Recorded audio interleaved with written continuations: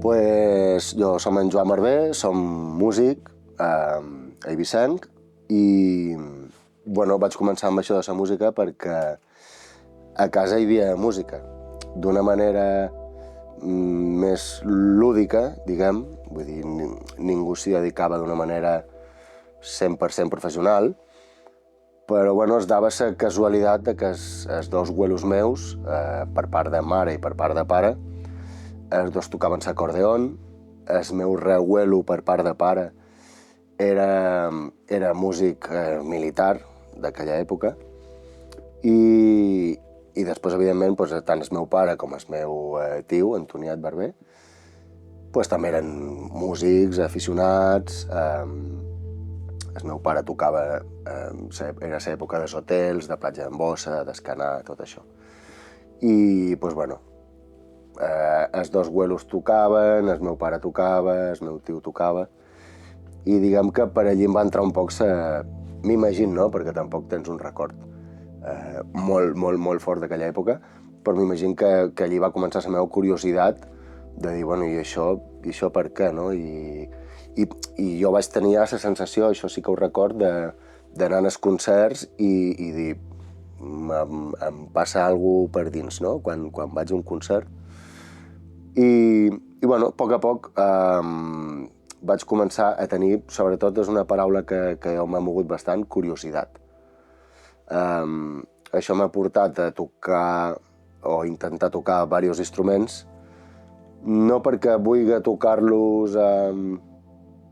no perquè vulgui tocar molts instruments, sinó perquè jo la música l'he vist sempre d'una manera molt global i realment m'interessa tot el que tingui a veure en la música. Vull dir, ja vaig entrar de petit en la banda municipal de Vila, a tocar la percussió, vaig aprendre un poquet de solfeig, que em va servir moltíssim per després, de manera autodidacta, aprendre a tocar la guitarra, aprendre a tocar la bateria, inclús aprendre arranjaments simfònics, arranjaments per rock, per estudiar jazz. I això va ser un poc la meva manera de començar en la música.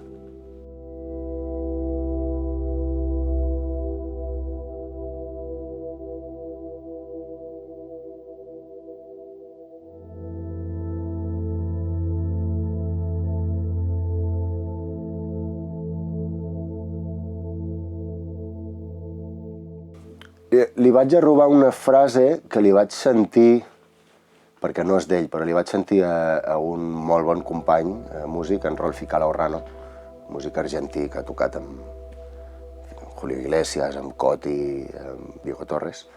que deia que la música és l'única de les arts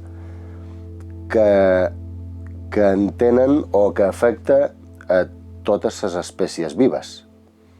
És a dir, un animal, sigues que sigui, li costa molt, per no dir que no podrà, reaccionar a un quadre d'en Picasso o una escultura, una forma arquitectònica, una pel·lícula, però en canvi en els sons, a la música, sí. Supos que com a bon animal, allà em va passar un poc això, no?, que era una cosa molt primària i que em segueix passant. A dia d'avui encara segueix tocant cançons que he tocat infinitat de voltes, moltes d'elles que inclús he escrit jo o les he composat jo o no té per què, i em segueix posant els pèls de punta a l'escenari, no? Inclús ho faig amb els meus companys quan estem a l'escenari, estic tocant i de sobte passa aquell moment i mos miram i feim així, no? Un deixa de dir, m'està posant els pèls de punta. No et sabries... És el millor que sé explicar la sensació, no?, que és algo com a molt